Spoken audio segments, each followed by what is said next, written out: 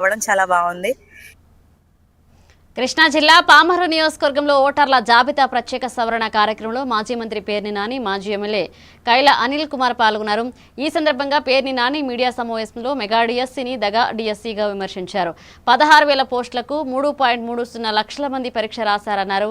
Sports quota ఎంపికల్లో ఆక్రమాలు జరిగాయని ఆరోపిస్తూ 421 మంది సర్టిఫికెట్లు బయటపెట్టాలని సిబిఐ విచారణకు ఆదేశించాలంటూ డిమాండ్ చేశారు. ప్రభుత్వం తప్పుడు విధానాలు అనుసరిస్తుందని విమర్శించారు.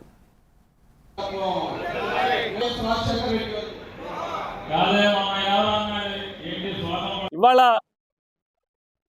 డిఎస్సీ మీద తప్పుల్ని ప్రశ్నిస్తే కేసు పెడతారా? పెట్టుకోండి. కైల అనిల్, రమేష్ యాదవ్, అశోక్, పేర్ని నాని మేము మాట్లాడుతున్నాం, తప్పుల్ని నిలదీస్తున్నాం దొంగతనంగా. ఎందుకంటే 3% జీవో వితౌట్ కాంపిటేటివ్ ఎగ్జామ్స్, రాత పరీక్షలు లేకుండా రిక్రూట్మెంట్ ఇచ్చిన జీవోని ఈ టీచర్ల నియామకం చూడండి. ఇంకోటి, టీచర్ల నియామకం పూర్తవగానే దాన్ని రద్దు చేసి మళ్ళీ వెంటనే జీవో ఇచ్చారు 3% కోటానే. కాకపోతే రాత పరీక్షల్లో అంటే కాంపిటేటివ్ ఎగ్జామ్స్ లో పాస్ అయిన తర్వాత మాత్రమే స్పోర్ట్స్ కోటా అని. మరి ఆ ఒక్క జీవోకి తలుపు కూర్చారు కదా, ఆ లోపలికి వెళ్ళిన నువ్వు తలుపు తెరిచి లోపలికి వెళ్ళిన వాళ్ళు ఏంటి మరి? అది ఏమన్నా ఆకాశం నుంచి వచ్చారా, స్వర్గం నుంచి వచ్చారా, ఎక్కడి నుంచి వచ్చారు?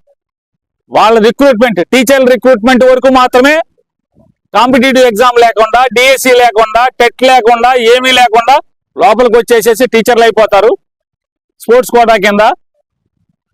మళ్ళీ వెంటనే తలుపులు మూసేస్తారు. లేదు, ఇక నుంచి ఆ ఒక్క పరీక్షకి మాత్రమే